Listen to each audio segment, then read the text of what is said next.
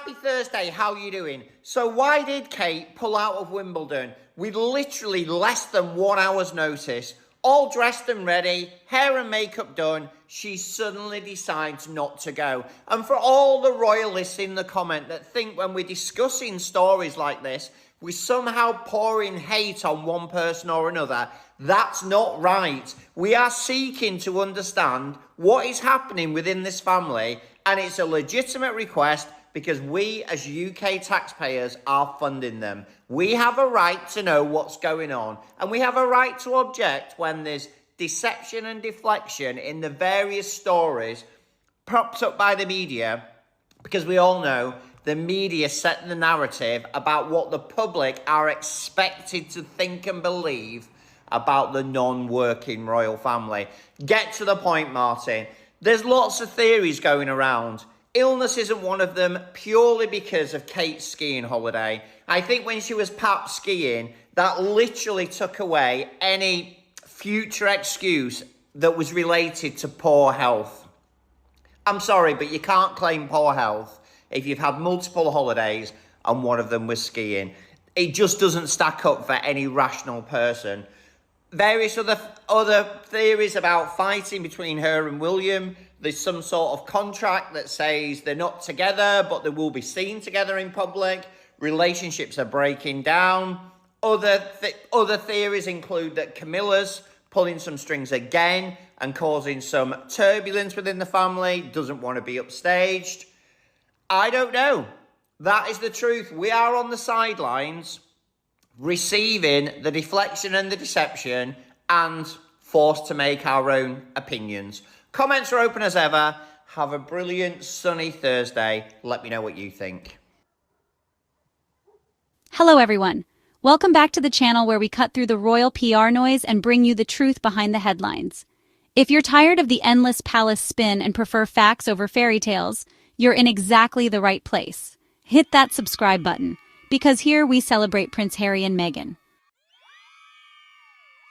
Let's get straight to it, because Kate Middleton's abrupt and unexplained no-show at Royal Ascot is raising far bigger questions than the media wants to acknowledge. As you've likely heard by now, Kate pulled out of this high-profile event just minutes before it began. The excuses, vague mentions of personal reasons, suggestions of hay fever, whispers about family priorities, but we all know that doesn't pass the smell test.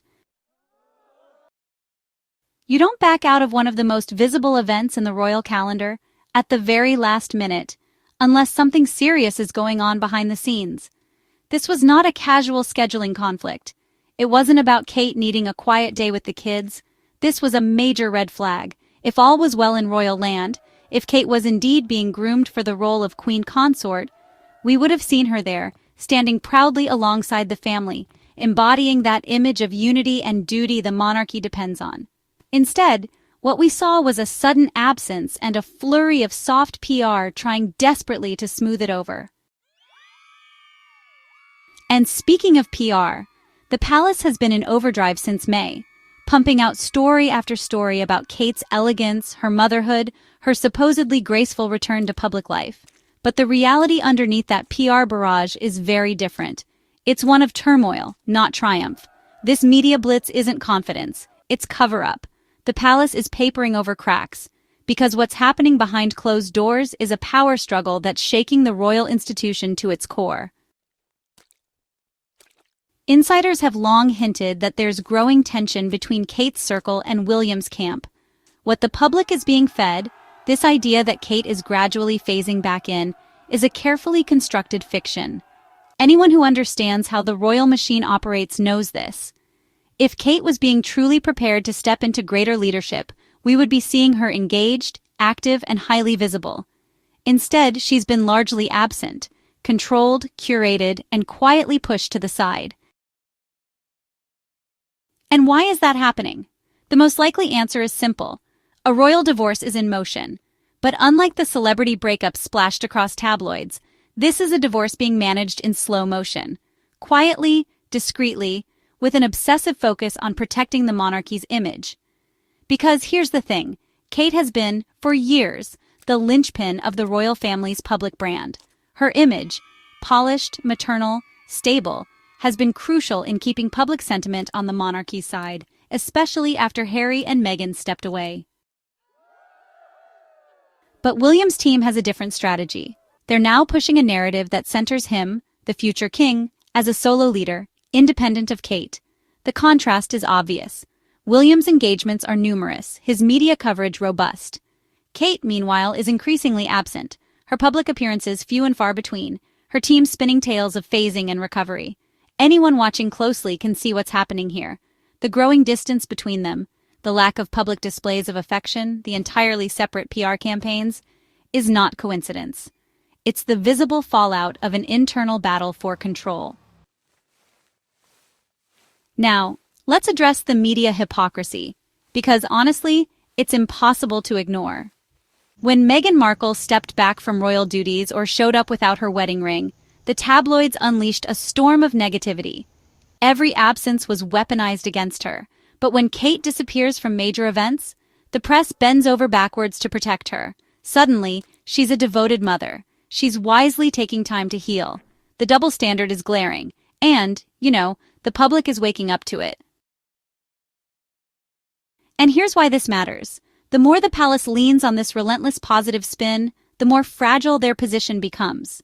If the cracks in the official narrative widen, if the real story about a potential divorce breaks publicly, the emotional backlash among royal loyalists could be severe.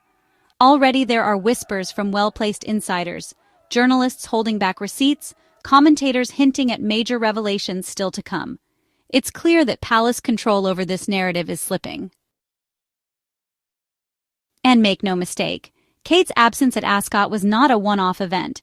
It was a signal, a warning that deeper problems exist behind the scenes, and no amount of glossy magazine covers or staged photo ops will be able to cover it up forever. So for those of you who follow the royals with a critical eye, stay alert. Don't fall for the feel-good headlines. Pay attention to what isn't being said, to the patterns of absence, and to the increasingly strained PR tactics. Because what's happening behind those palace gates is far from the perfect fairy tale the monarchy is trying to project. Thank you for tuning in today, and if you appreciate this kind of honest, unfiltered commentary, be sure to subscribe so you don't miss what comes next. Because trust me, the story is only just beginning to unfold, and when the truth finally surfaces, it will shake the royal institution in ways many are simply not prepared for.